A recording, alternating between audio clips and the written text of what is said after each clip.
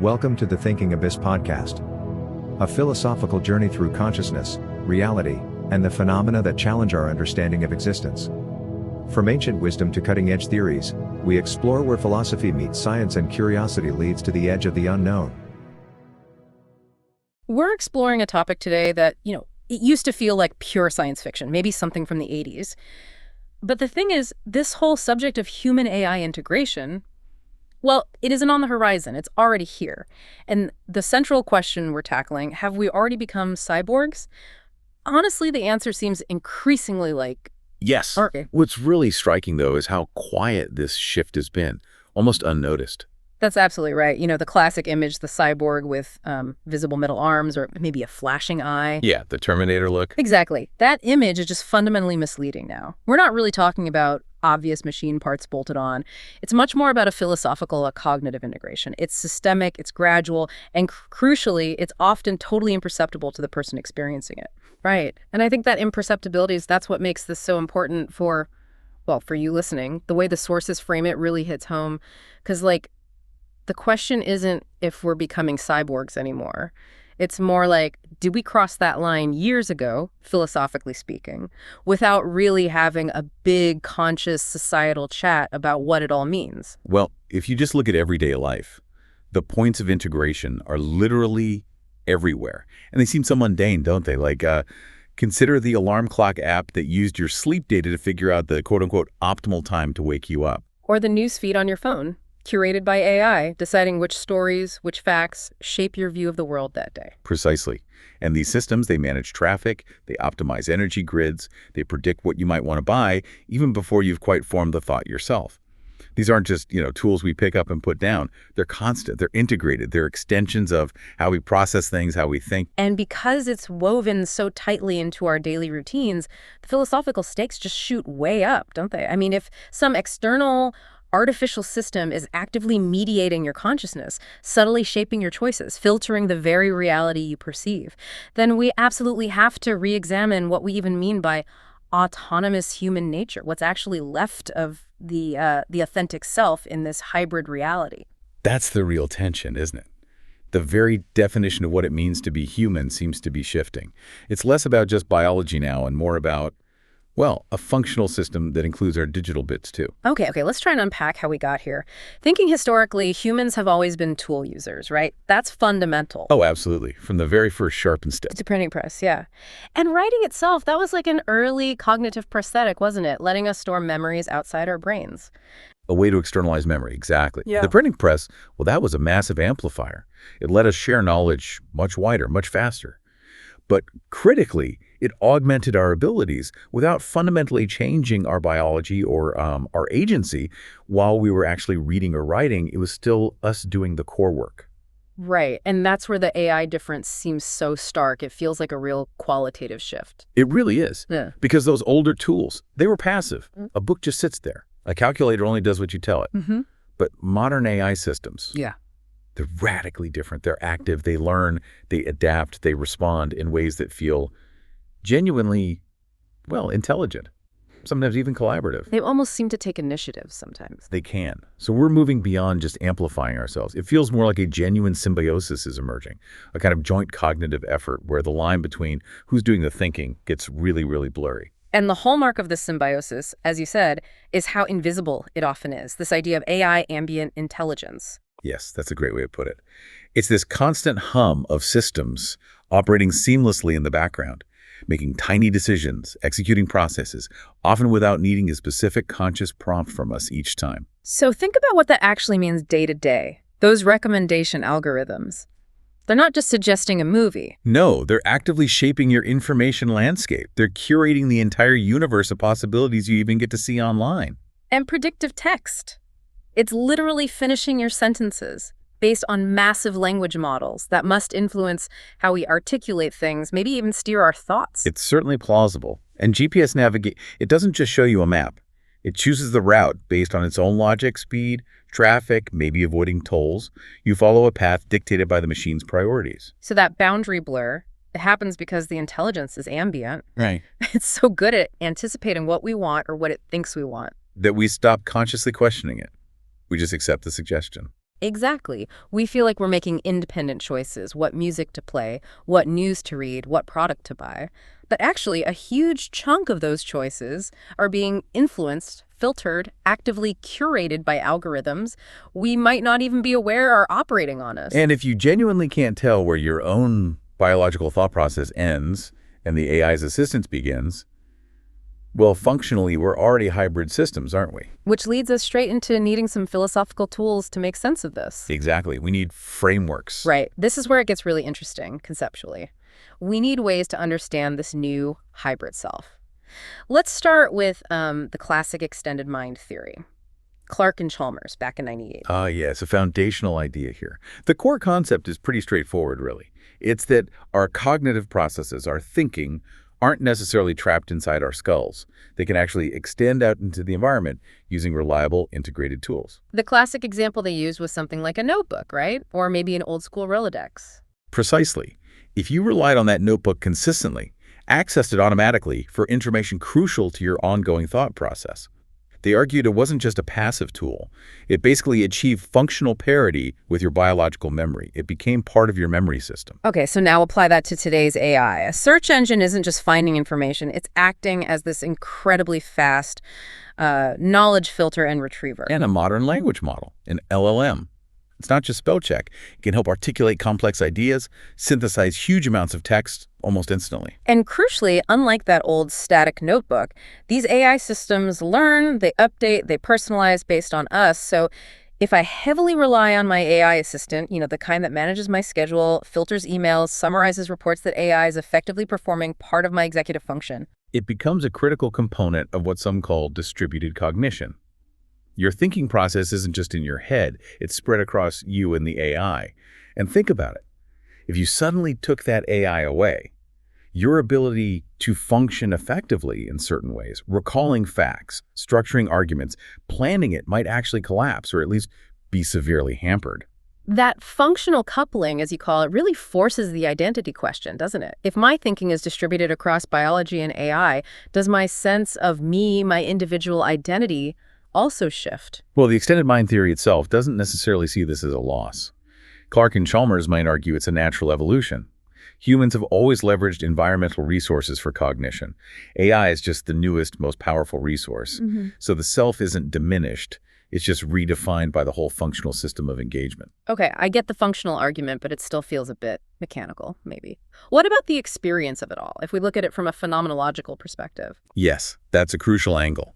Shifting focus from what is integrated to how it actually changes our lived experience, our feeling of being in the world. This is where thinkers like Merleau-Ponty come in, talking about how tools become transparent with use. Exactly. Think about someone who's truly mastered a tool. A skilled carpenter doesn't consciously think about the hammer as a separate object anymore. Through practice, through habit, the tool becomes pre-reflectively integrated. It's just felt as an extension of their own body's ability to act. Like the classic example of a blind person's cane, it's not just wood, it becomes an extension of their sense of touch, right? They feel the ground through the cane. Precisely. And we're seeing a similar kind of transparency emerge with AI systems, partly because they're so ambient and responsive. Your smartphone stops feeling like a separate device and becomes this almost invisible portal for communication and memory. Your navigation app isn't just a map you consult, it becomes like an intuitive sense guiding you through space. Right. And the algorithm suggesting your next move, whether it's business or playlist, can feel like an instantaneous preference, almost like your own judgment. These systems sink into the background of our conscious experience. We stop noticing them as external interfaces. But that seamless integration must profoundly change the experience itself, our relationship with knowledge, for instance. If we just trust the AI filter. It changes fundamentally. And our relationship to choice evolves too, if the hard work of deciding is often offloaded. And think about creativity. If AI is heavily assisting in writing or music or art, what does it do to our understanding of authorship? Who's the real creator? Are we still the primary author if the AI suggested the core theme or the killer line? It gets complicated. The point is, we're being actively reshaped by these systems at a really fundamental level, how we know, how we choose, how we create. This friction, this reshaping, it feels like exactly what the posthumanist thinkers focus on. They seem to challenge the whole premise of the debate, don't they? They certainly offer a radical perspective. Thinkers like, say, Rosie Braidotti or Donna Haraway, they fundamentally question the idea that there ever was a stable, essential, purely biological human nature, that AI is now somehow corrupting. So their argument is we've kind of always been cyborgs. That identity was never just biological. Pretty much. The idea is that human identity has always been relational, always co-created through our interactions with non-human things, technologies, tools, medicine, even domesticated animals. Our self emerges from these relationships. So if you accept that premise, the current moment isn't about becoming cyborg. It's about the nature of the other we're integrating with. It's about the unprecedented sophistication and, crucially, the autonomy of these new artificial systems. And that sophistication is the real game changer compared to older tech. Absolutely. Yeah. A book, a telescope, they were fundamentally passive amplifiers or storage. Contemporary AI. It actively participates in the cognitive loop. It learns from us. It adapts. It can initiate actions. This creates a dynamic, co-evolutionary relationship. Both the human and the AI are changing because of the interaction. That's a whole different ballgame. Okay, so if we accept this integration is happening, maybe we need to break down the different levels. It's not all or nothing. Exactly. It's definitely a spectrum. Yeah. And understanding these different levels helps clarify how the boundaries erode, often quite gradually. Right. So for you listening, it's not a simple switch human one day, cyborg the next. It's more like a gradient. Let's start with the most basic level, passive augmentation, like a cognitive prosthetic. Yeah, at this level, the AI is clearly just a tool. It's subordinate, purely responsive. Think basic search engines, simple translation software, maybe grammar checkers in your word processor. You're fully in control, consciously directing the input and using the output. Human agency is absolutely primary here. So this is like wearing glasses, correcting a limitation, boosting an ability, but not fundamentally changing who's in charge. Philosophically, it feels less troublesome. Generally, yes. It's augmenting existing capabilities rather than fundamentally altering the cognitive process itself. Okay, but then the boundaries start to get fuzzier when we move up to active collaboration, where the AI acts more like a partner. That's right. This is where the AI stops just answering simple questions and starts engaging in more complex back-and-forth processes with the human. Think about using an LLM for serious brainstorming, where it suggests ideas you bounce off of, or in medicine, where AI analyzes scans and patient data, presenting likely diagnoses for the doctor to consider. So it's like the human and the machine are both bringing something different to the table. Exactly. Distinct types of insight. The human brings context, intuition, ethics perhaps. The AI brings massive data processing, pattern recognition. The final result, the idea, the diagnosis, emerges from that interaction. It becomes a distributed property. But that immediately throws up huge questions about ownership and responsibility, doesn't it? Like, if I use an AI writer to help draft a report and it generates some really key paragraphs, who's the author? Intellectual. Or if AI pattern recognition identifies a scientific correlation nobody saw before a potential discovery, does the credit just go to the human who set up the parameters? And in high-stakes areas like medicine or finance, oh boy. If an AI system, let's say it's 99% accurate, recommends a specific course of action, But the human expert overrides it based on gut feeling and things go wrong. Or the other way around, the human follows the AI and it turns out to be that 1% error. who's responsible then? Morally, Yeah. legally. It really challenges our traditional ideas of individual intelligence and creativity, suggesting they're becoming, well, products of the whole system. It does. But we also need to be cautious here, right? While the intelligence might be distributed, certain capacities arguably still reside uniquely with the human. Like what? Contextual understanding, empathy, real ethical judgment. Perhaps. And if we start outsourcing too much, the creative heavy lifting, the critical analysis, is there a risk that those very human skills start to, atrophy? Yeah, do we lose the ability to judge the machine's output if we rely on it too much for the judgment itself? That's the core tension, exactly. Are we just boosting productivity, or are we potentially diminishing our own capacity for unaided thought? Which brings us to that most complex level, ambient intelligence. AI is this kind of environmental consciousness. Right, the invisible layer we talked about. The system's just running continuously, making decisions that shape our world without us actively interacting with them moment to moment. You mentioned smart cities optimizing traffic flow or energy use. It's part of it. But maybe even more pervasive is the influence of things like social media curation algorithms. And the key difference here, you're saying, is that this isn't just passive response anymore. Not at all. The algorithm isn't just waiting for your request. It's actively constructing the reality, the environment within which you made your choices. It often predetermines the set of options you even get to see. Think about dating apps, news feeds, job platforms. The algorithm decides who or what gets presented to you. It shapes your context. Wow. So if our choices are constantly being nudged, subtly influenced by systems working below our conscious radar, systems designed maybe for engagement or profit, Yeah. how free are those decisions really? That's the million-dollar question about autonomy, isn't it? Are we genuinely choosing, or are we just being skillfully channeled down predetermined paths? And the societal impact. If everyone's reality is being filtered through their own personalized AI bubble, optimized just for them. We risk losing any sense of shared reality, objective truth, or the common ground needed for public discourse. For democracy even, we end up informationally isolated paradoxically, even while feeling constantly connected. Okay, this leads us right into the big debate. Is all this making us better, worse, more human, less human? What are the competing visions here? Well, on one side, you have what you might call the transhumanist vision. They tend to see AI integration as, frankly, the next logical step in human evolution and improvement. The argument is, why wouldn't we use technology to transcend our biological limits, to think faster, remember more, overcome cognitive biases, live longer, healthier lives? So for them, AI isn't a threat to humanity. It's a way to become more fully human by achieving potential we couldn't reach before. Pretty much. The goal is self-enhancement, maximizing capabilities. Preserving some imagined essential human nature isn't the priority. If AI helps us solve complex problems like climate change or disease, isn't that a good thing? It's definitely appealing, especially in a culture that values progress, efficiency, mastery. If AI can help eliminate errors, boost memory, process information incredibly fast, it sounds like progress. But then, you have the very strong humanist concerns. Critics here worry deeply about losing something intrinsically valuable in the human experience. They talk about the value of struggle, of learning through effort and uncertainty, the satisfaction that comes from personal accomplishment, from mastering a skill the hard way. The idea that making things too easy might rob life of its meaning. Exactly. If AI smooths out all the difficulties, if it writes our essays, solves our relationship problems, makes every decision optimal, does it undermine genuine autonomy? Does it diminish the very challenges that build character and wisdom?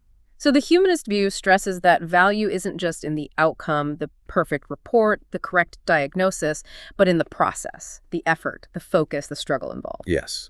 They might argue that true flourishing comes from engagement, from developing virtues through facing difficulties, not just from maximizing efficiency or output. So the fundamental disagreement is really about what constitutes a good life. Is it about maximum capability or the quality of our engagement and character? That's a deep divide. Is there a middle ground, a way to navigate this? Well, the sources often point towards a path of reflective integration. Not just blindly accepting or rejecting, but cultivating a more mindful, intentional relationship with these powerful AI systems. So not letting ourselves just drift into total dependence unconsciously, being more deliberate about it. Precisely. It's about becoming active, discerning users, not just passive consumers of AI output. Okay, so what would the key principles be for managing this hybrid existence reflectively? I think there are maybe three core ideas. First, simply maintaining awareness, actively noticing how much we're relying on AI, resisting that unconscious drift. Yeah. Asking ourselves, was that decision mine or heavily guided by the algorithm? Second. Cultivating unaided judgment. This means deliberately practicing and preserving those core cognitive skills that might otherwise atrophy. Things like unaided memory recall, mental calculation, deep concentration, critical reading without algorithmic summary. We need to keep those muscles strong. Like knowing how to do long division even though we have calculators. Sort of, yes. And third, we need to constantly define criteria. We need our own internal, maybe even ethical benchmarks for deciding when AI assistance genuinely enhances our agency, freeing us up for higher level thinking, versus when it actually undermines it by doing the essential thinking for us. So it requires ongoing judgment, ongoing wisdom, really, not just technical skill. Absolutely. It demands continuous philosophical reflection about what we truly value. Is it speed, accuracy, originality, authenticity, effort? Wow. And we'll need to keep reassessing as the technology itself evolves and becomes even more capable. This is complex. Let's push into the really deep implications now. The boundary of the self.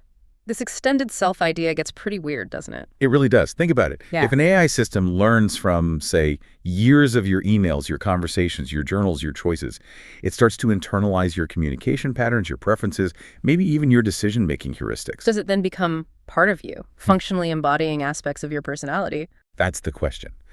And it leads to concepts like digital continuation. You hear about projects aiming to create personalized AI assistants that could keep operating after someone dies. Based on all their data. Yes. Now, it wouldn't be conscious, obviously, but it could potentially interact, offer advice, maybe even comfort others in a way that uncannily mimics the deceased person's personality and style. Wow. Is that a form of digital immortality? Or just a very sophisticated echo, a ghost in the machine, literally? It's philosophically fascinating, isn't it? And it forces us to ask, if AI can replicate complex aspects of human cognition, behavior, even personality, what makes us unique? Where does our sense of irreplaceable personal identity come from if the machine's output can become functionally indistinguishable from ours in many contexts? Does the authentic self just become harder to locate? Perhaps. Or perhaps we need to redefine it. This challenge flows directly into ethics and responsibility, too. Traditional ethics leans heavily on the individual human as a moral agent. Right, you are responsible for your actions. Simple enough, usually. But in this hybrid world, it gets messy. Think about distributed agency.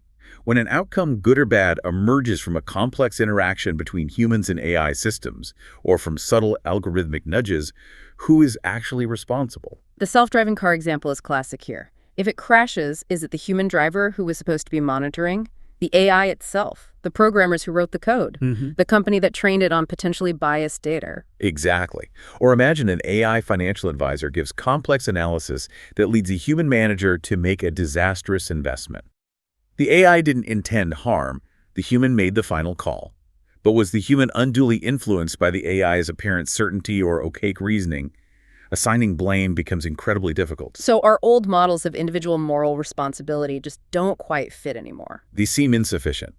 We likely need new ethical frameworks that can handle shared responsibility, algorithmic influence, and the complex emergent outcomes from these hybrid systems, rather than just focusing on isolated individual choices. Okay, given that we're basically living this reality now, what are the immediate practical implications? Education and work seem like the big ones. Absolutely. The first huge implication is the need for a fundamental redesigning of education. Think about it. Traditional models focused heavily on memorizing facts, learning established procedures, skills that AI can now often do faster and more comprehensively. So rote learning is kind of obsolete. Largely, yes. The focus has to shift dramatically towards cultivating uniquely human skills that complement AI rather than compete with it head-on. Meaning things like... Critical thinking, definitely. Yeah. Ethical reasoning, knowing not just what can be done, but whether it should be done. Genuine creativity and innovation that goes beyond pattern matching. Emotional intelligence, collaboration, complex communication. And crucially, students need to become really savvy consumers and collaborators with AI. They need the wisdom to know when to rely on it, how to prompt it effectively, and how to critically evaluate its output, recognizing its potential biases and limitations. So education becomes less about having information and more about how to use it wisely, ethically, and creatively in partnership with machines. Exactly. And that flows right into rethinking work and human value. If AI takes over many routine cognitive tasks, optimization, pattern recognition, what's left for people to do? The fear of mass unemployment due to automation is real. It is a concern. But the more optimistic view is a reimagining of work as primarily collaborative human-AI activity. We need to focus on the tasks where humans retain a distinct advantage. Things like understanding complex context, making nuanced ethical judgments, genuine empathy in customer service or care, setting strategic goals, managing complex stakeholder relationships. So it's about leveraging the distinct strengths of both. Humans for context and ethics, AI for speed and scale. That's the idea, Yep. sometimes called the great reallocation of tasks. The huge challenge, though, isn't just technical, it's economic and social. How do we ensure that the immense productivity gains from AI are distributed fairly? How do we maintain human dignity and purpose if traditional job roles change or disappear? We can't let efficiency gains lead to widespread despair or inequality. That feels like one of the central challenges of the next few decades. Without a doubt. So bringing it all together, the core conclusion seems to be that the initial question, are we becoming cyborgs? Well, it's kind of moot now. We are, in a functional sense. The real questions are forward-looking. Exactly. The crucial questions now are, what kind of cyborgs, what kind of hybrid beings do we actually want to become? How do we guide this integration in ways that genuinely enhance human flourishing, rather than diminishing our agency, creativity, or connection?